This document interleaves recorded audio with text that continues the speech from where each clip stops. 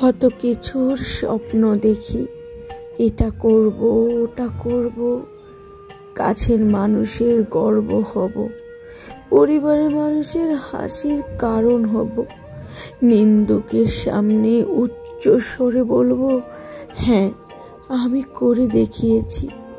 এদিকে ক্যালেন্ডারের দিকে তাকাতেই দেখি বেলা ফুরিয়ে যাচ্ছে।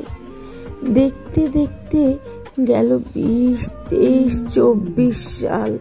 সূত্রের সাপেক্ষে জানা হয়ে গেল পৃথিবীর নিয়ম অন্যরকম। শুধু বদলাতে পারেনি দেখে আসা সেই পৃষ্ঠা, যে পৃষ্ঠা বদলাতে পারলেই পরের পৃষ্ঠায় লেখা আছে তোমার দূর সময়ের দিন শেষ, সুদিন তোমার সামনে। অথচ দিন কেটে যাচ্ছে দিনের মতো, নেই নতুন কোনো সংবাদ। আপন আপন করো যত, কেউ আপন না। তুমি যাদের জন্য নিজেকে কষ্ট দিচ্ছ, নিজেকে ভেঙে চুরে তৈরি করছো, তারা কেউ তোমার এই ভাঙা জিনিসটা দেখছে না, দেখবেও না। তুমি হাজার কষ্ট করে যাবে, বরং তারা তোমাকে প্রশ্ন করবে বা একসময় বলেই ফেলবে, কে বলেছে তোমাকে এগুলো করতে, কেন করেছো, তোমার কি প্রয়োজন ছিল। তুমি তোমার জন্য বাঁচতে ভুলে যাবে, অন্যের জন্য বাঁচার চেষ্টা করবে। কিন্তু যাদের জন্য এত কাঠগড়ি পোড়াচ্ছ, তারা তোমার এই কাঠগড়ি পোড়ার কোনো মূল্য দেবে না, তোমার ভালো থাকার কারণ হবে না, তোমাকে ভালো রাখার কারণ হবে না।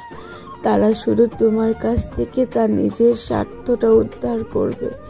তুমি নিজের জন্য বাঁচো, নিজেকে ভালো রাখো, কারণ তোমাকে ভালো রাখার মতো কেউ আসবে না। সবাই শুধু নিজেরটাই চিন্তা করবে। সবাই এটা পেলো না, ওটা পেলো না, তুমি এটা করলে না, ওইটা করলে না, তুমি এখানে কম করেছো, ওখানে বেশি করেছো। কিন্তু তুমি যে করেছো, এটা যে তোমার দায়িত্ব না, সেটা কেউ তোমাকে বলবে না। হাজারো নারীর বুকের কথা, মনের কথা, অন্তরের কথা।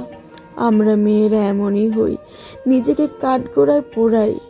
যার জন্য জীবন সংসার, সেই মানুষটাই যদি ভালো না হয়, সেই মানুষটাই যদি তোমাকে না বোঝে, সেই মানুষটাই যদি তোমাকে ভালো না বাসে, তাহলে আমি বলবো অযৌক্তিক এই জীবন ধরে রাখা, অযৌক্তিক এই সংসারে পড়ে থাকা